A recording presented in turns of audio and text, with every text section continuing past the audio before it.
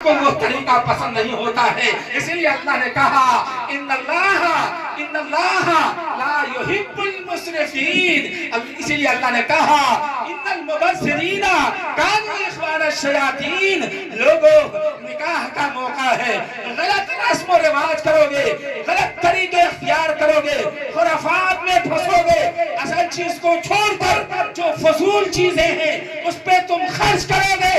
اللہ نے کہا ان المبذرین کانوا اخوان الشیاطین، وہ انسان نہیں ہے جو نکاح کے موقع سے فضول خرچی کرتے ہیں، بے جا خرچ کرتے ہیں، غلط رسم و رواج کرتے ہیں، غلط طریقہ کرتے ہیں، نبی کا نام لیوا والے ہم ہیں، نبی کے کلمہ پڑھنے والے ہیں، اور آقا مدنی جناب محمد رسول اللہ صلی اللہ علیہ وسلم کے غلام ہیں، ان کے سیرت طیبہ پر اپنی زندگی کو ڈھالنے والے ہیں۔ تو ان کا پیغام ہے یا ایھا الذین آمنوا اتقوا اللہ حق تقاتہ ولا تموتن الا وانتم مسلمون۔ اے کلمہ پڑھنے والے بھائیو، اللہ سے ڈرتے رہنا جیسا کہ اس سے ڈرنے کا حق۔ آج معاف کرنا میرے بھائی، معاف کرنے کا حق ہے، معاف کیجئے گا۔ بہت سارے ایسے پروگرام میں جانا ہوتا ہے، جب پروگرام ہو جائے تو اس کے بعد کا ماحول دیکھیے۔ اللہ معاف فرماوے، اللہ خیر و برکت عطا فرماوے۔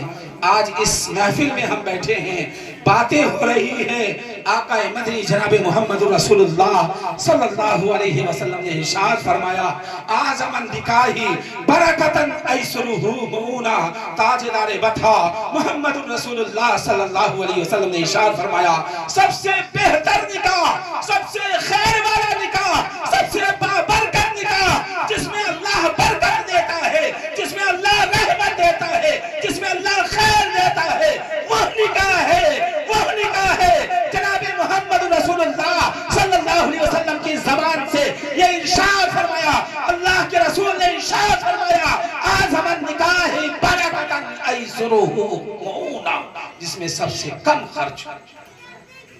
آج سینے پہ ہاتھ رکھیے اور ٹٹولیے اور معاشرے پر، سوسائٹی پر، خاندان پر، گھر پر نظر ڈالیں تو یہاں اسراف ہی اسراف، فضول ہی فضول۔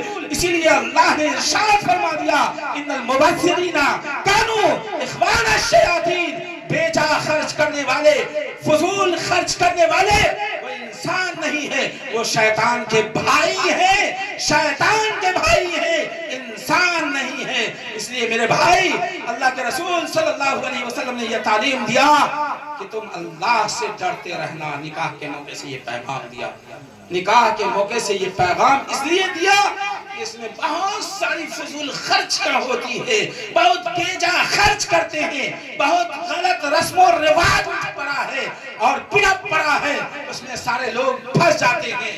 ایک واقعہ میں بتاتا ہوں، خطبات دین پوری ایک کتاب ہے، خطبات دین پوری ایک کتاب ہے، اس کتاب کے اندر ایک واقعہ درج ہے۔ صاحب خطبات لکھتے ہیں کہ لاہور کے اندر ایک شادی ہوئی۔ کہاں ہوئی؟